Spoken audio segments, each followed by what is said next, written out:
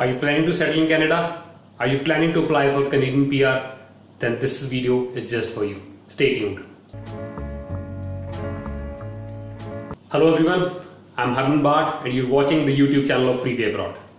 There are a number of streams that lead to Canadian PR, but in this video we're going to particularly discuss Express Entry program and the subcategory of Federal Skilled Worker program. So in this program basically you have to score out of 1200 points. The point grid is called Comprehensive Ranking System or CRS. Out of the 1200 points, you get 600 points for your profile, that is for your age, your qualification, work experience, your English proficiency or French proficiency, and you also get points for your spouse if you have one.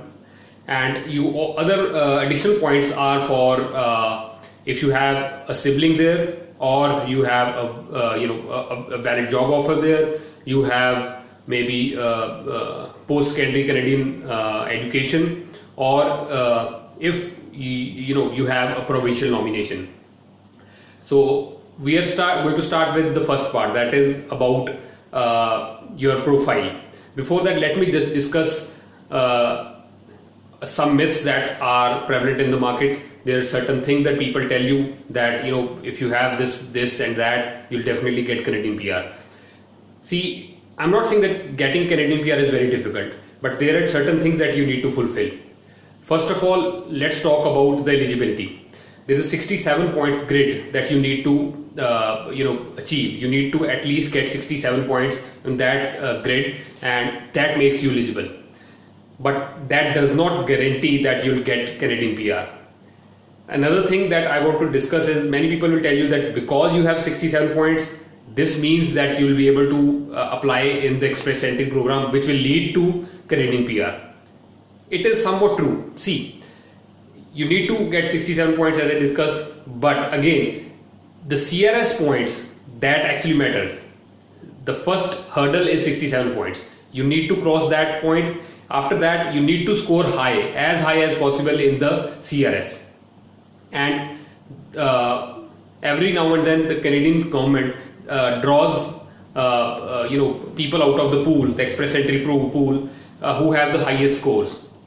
The highest score being the keyword here, because if you have entered this pool, Express Entry pool, that will not guarantee, as I said earlier, the Canadian PR. So in order to get more marks, the eligibility of 6 each, that is CLB 7, Canadian Language Benchmark 7, in the IELTS test or any other English test that you take, will not get you the required marks. So what you need to do is, you need to score high on IELTS. Now I'll come to the points grid. The points grid or the CRS will give you marks for your age, for your work experience, for your qualification, for your language proficiency, either in English or in French, and you'll get marks for your spouse as well if you have. The people who are single need not worry, because for other points, other parameters, you'll get more points than the people who are married. So it compensates, Okay. In the case of age, you'll get maximum points from 20 to 29 years of age. After that, for each year, 5 points will be deducted. So highest points is from year 20 to 29th. After that, it starts to reduce. Then you'll get points for education. The minimum qualification that you need to have is 12th. People will also tell you, another myth that I'm going to burst here is that people will tell you that if you're +2, you're eligible for Express Entry. I'm saying it again, eligibility does not mean that you'll get through. So the more qualified you are, the more score you'll get, and the better chances you'll have to get Canadian PR. So after that, you'll get points for language proficiency. You'll get points for English proficiency, you'll get points for French proficiency.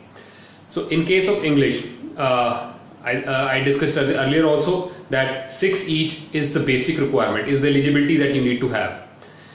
Apart from that, the scores that are going to give you a good score is CLB 9, Canadian Language Benchmark 9. if I translate it into the IELTS score, it will be 8 in listening module, 8 bands in listening module, and 7 in the other modules, that is writing, speaking, and reading. So you need to get 8 marks, 8 bands in listening module, and 7 in the other 3 modules of IELTS. Why I'm saying that, it's going to come in the later section. After that, you'll get for your points for your spouse. How the spouse can contribute to your score is through education and through English proficiency again. The spouse will not be able to give you marks for the work experience he or she has, provided she doesn't have experience in Canada. If she has Canadian work experience, that's also going to count. After that, you'll get points for skill transferability factors or adaptability. How adaptable you are to migrate to Canada and settle there.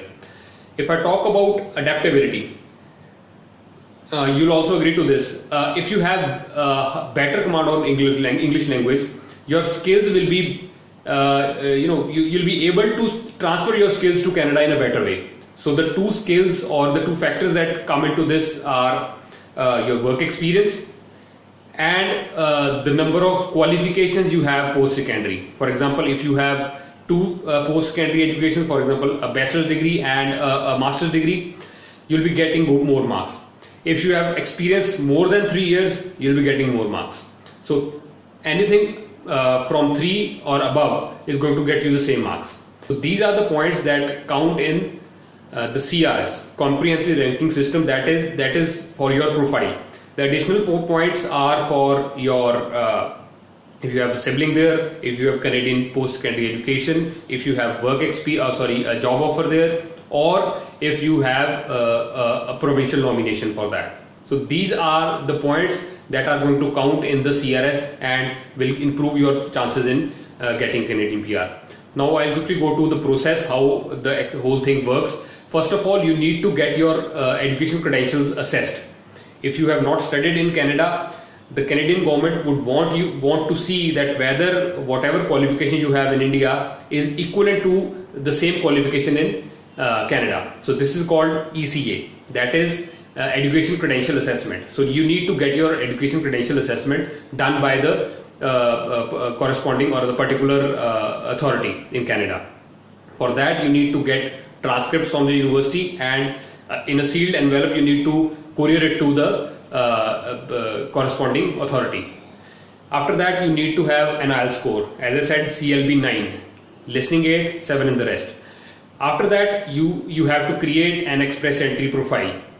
Once you do that, you will be entered into the express entry pool.